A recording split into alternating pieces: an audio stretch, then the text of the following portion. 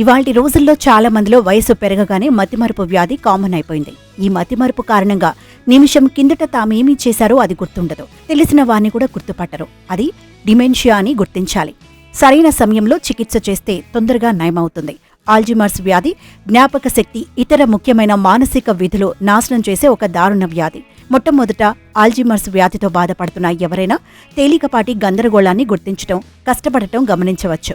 చివరికి వ్యాధి ఉన్నవారు తమ జీవితాల్లో ముఖ్యమైన వ్యక్తులను మర్చిపోతారు. నాటకీయ వ్యక్తిత్వ మార్పులకు గురవుతారు. హైదరాబాద్లోని ఒక పెద్దాయన 7 నెలలుగా డిమెన్షియాతో ఇబ్బంది పడుతున్నాడు.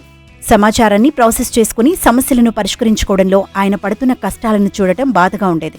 కానీ ఇప్పుడు ఆయనలో మస్తిష్క సామర్థ్యాల క్షీణత తగ్గిందనిపిస్తోంది. మూత్ర విసర్జనపై ఆయనకు నియంత్రణ లేదు. సాధారణ నడక కన్నా చాలా నెమ్మదిగా నడుస్తున్నారు. ఏం తిన్నారో తర్వాత గుర్తుండేది కాదు. ఇంకా అనేక సమస్యలు ఉన్నాయి.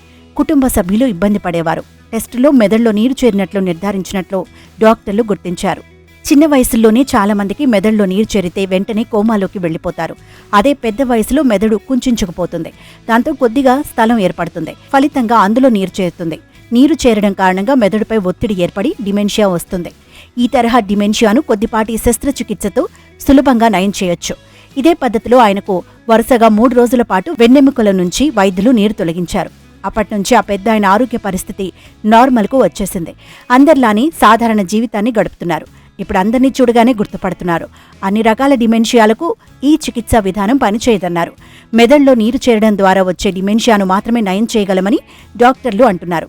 దశాబ్దాలుగా కొనసాగుతున్న పరిశోధనలకు థ్యాంక్స్ చెప్పుకోవాలి. సమాజం, ప్రజలపై డిమెన్షియా ప్రభావం మారుతోంది. దీనికి చికిత్స చేసే అవకాశం పెరుగుతుండటంతో ఇలాంటి వ్యాధుల విషయంలో కొత్త శకంలోకి అడుగు పెడుతున్నాం.